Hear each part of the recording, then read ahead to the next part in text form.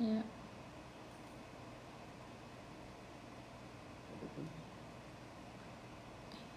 Okey. Assalamualaikum.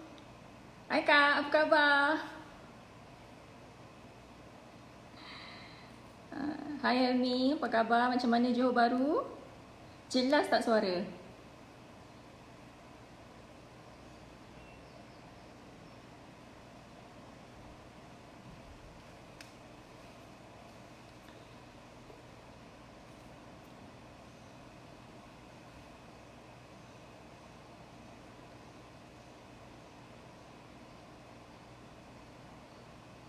Okey. Terima kasih sebab ni baru nak test buat FB Live. Banyak sangat orang dah request minta buat FB Live untuk share berkenaan dengan harta pusaka.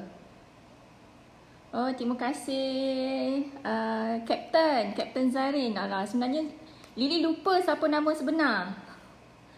Muka memang ingat. Hai Cikgu Rahim, apa khabar? Semenci okey? Alhamdulillah. Rindu Kak, rindu. Saya pun rindu. Okey, PKP kita ada lebih kurang dalam 12 hari lagi. So harap-harap jaga kesihatan, duduk dekat rumah, jangan pergi mana-mana. Kalau tidak nanti kalau kita sambung lagi lockdown, saya tak tahulah apa jadi saya kat rumah ni. Okey, terima kasih pada siapa yang live dan sudi support saya. Kakak Putih, Kak Sarida, apa khabar? Nurila Jamilah. Okay, sebenarnya hari ni saya nak share sikit lah. Saya buat live takkan lama, sekejap aja. Kita nak share sikit berkenaan dengan apa yang saya buat sekarang ni lah. Perancangan harta. Ada masa free ni. So insyaAllah saya cuba jawab soalan-soalan. Pada siapa-siapa yang ada soalan berkenaan dengan mungkin wasiat, mungkin hibah, mungkin tentang harta pusaka, atau mungkin tanah pusaka yang terbiar tu, yang masih tak buat apa-apa lagi. InsyaAllah saya cuba jawab lah. So, kalau tak ada soalan, saya akan buat topik saya. Hai Bro Azli, apa khabar? Saya harap suara saya jelas. So, kalau tak jelas, bagi tahu.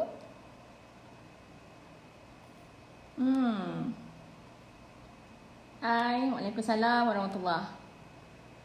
Hai Encik Zawawi. Banyak orang tengah free sekarang ya. Mungkin ada dekat depan handphone. So why not sekarang ni kita share apa-apa ilmu dan pengalaman saya dalam menguruskan harta pusaka ni. Sebab isu ni banyak dan isu ni adalah isu besar. Tak jual apa, saya tak jual apa. Kita cuma share-share ilmu je. Kalau ada soalan, boleh saya cuba jawab berkenaan dengan Kang Hang banyak harta kan?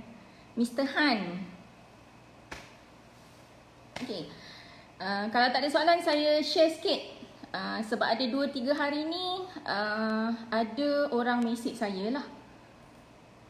Mesej saya tanya dan ada lagi banyak salah faham berkenaan dengan hibah sebenarnya.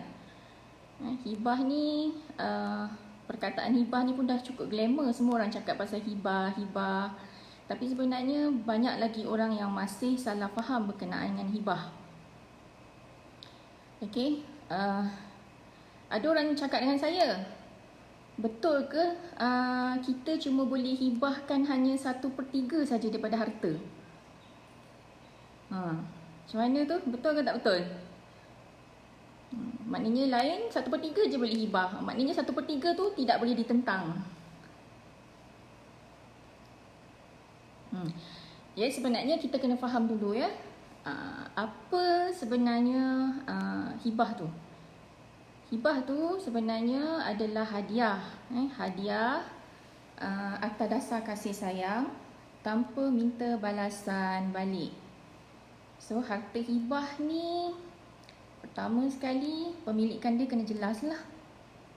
Kemudian yang dikatakan 1/3 tidak boleh dicabar tu sebenarnya adalah wasiat. Okey, wasiat ni ada dua. Pelantikan wasi dan juga hibah kepada pemberian 1/3 ataupun 1/3 kepada bukan waris. Okey, bukan waris contoh 1/3 ni anak angkat ataupun kepada badan-badan kebajikan untuk tujuan sedekah. Itu sebenarnya. Okey, hibah boleh dibagi pada sesiapa saja. Walaupun orang tu bukan waris kita. Okey, hibah ni dia ada dokumen lah, dokumen atau kita panggil deklarasi hibah yang perlu dibuat waktu hidup. Kalau dah meninggal dunia, dia tak panggil hibah sebab hibah dia tidak dikira dalam pusaka. Hai Saiful.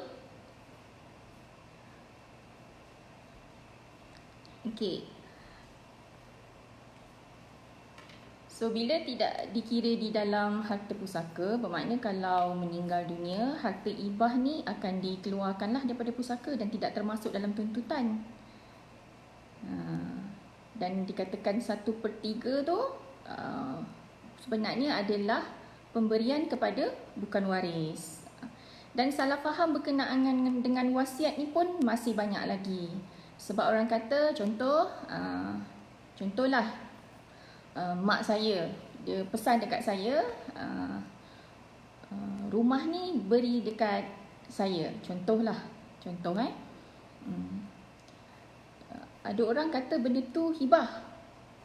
Tapi sebenarnya dia adalah pesanan. Pesanan saja, dan pesanan ni biasanya boleh ditentang. Boleh boleh ditentang lah, maknanya tidak valid kalau tak ada persetujuan semua waris. Kalau semua waris setuju, tak ada masalah.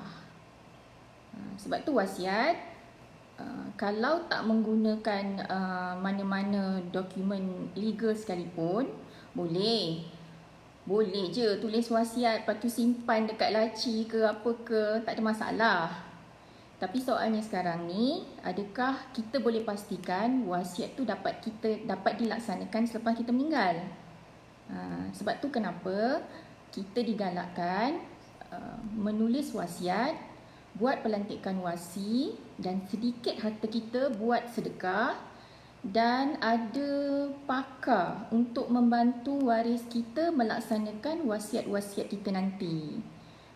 Sebab kita kena pastikanlah hasrat dan niat kita tu terlaksana.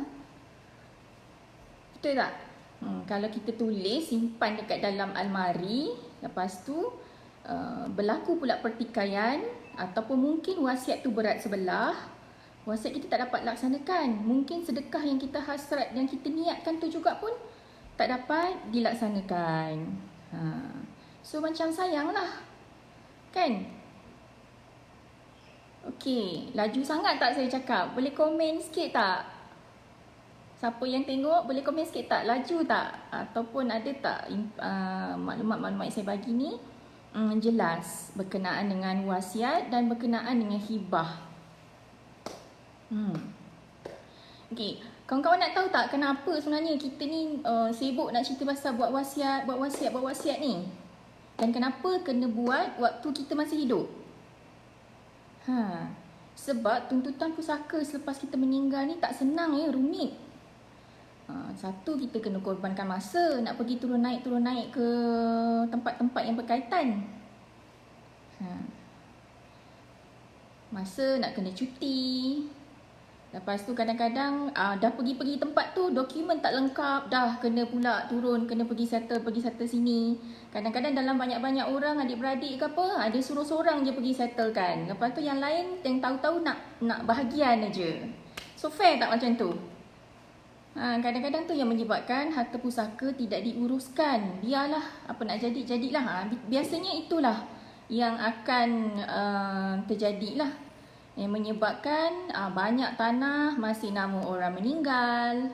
Yang paling sadis adalah meninggal hutang tidak dijelaskan.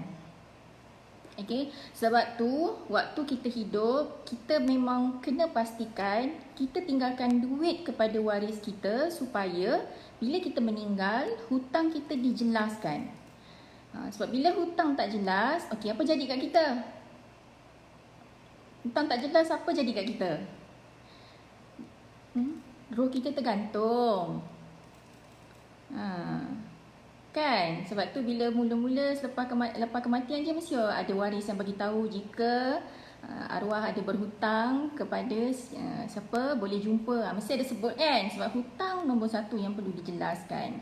So macam mana kalau bila tak sediakan duit, waris tak dapat jelaskan hutang? Sebab hutang adalah tanggungjawab diri sendiri ya. Kalau misal kata kita tak tinggalkan harta untuk menyelesaikan hutang kita, waris kita tidak berdosa untuk selesaikan. Sebab hutang mesti dijelaskan menggunakan pusaka kita. Andai kata waris kita menggunakan harta dia untuk menyelesaikan hutang arwah, itu merupakan sedekah dia. Ada apa-apa soalan? Hai Saida, wah lama tak jumpa Saida. Start habis sekolah tu tak jumpa dah. Tengok daripada Facebook aja. Okay Cik Anwar, terima kasih. Cik Anwar, okay. Okay, saya ingat siapa. Alright. So itu beza antara wasiat dan hibah. So kalau ada apa-apa soalan yang nak lebih jelas berkenaan dengan perancangan harta dan mungkin juga perancangan-perancangan yang berkaitan ataupun ada harta-harta pusaka yang masih tidak diuruskan lagi, boleh kontak saya, PM saya, dan saya memang kerap marketing dan saya memang kerap buat di Facebook lah. Dan juga di offline pun saya memang secara aktif buat perancangan harta, urus pusaka dan bantu klien untuk mencantikkan harta tu. Hai Ashraf, terima kasih Ashraf for watching. Okey, itu je perkongsian saya. InsyaAllah kalau ada masa nanti saya akan share dari masa ke semasa berdasarkan topik lah. Hai Mahathir. Oh, lama tak jumpa Mahathir. Ingat saya lagi ke? Okey, terima kasih untuk hari ini. Siapa yang live dan support saya. Okey, bye. Assalamualaikum warahmatullahi wabarakatuh.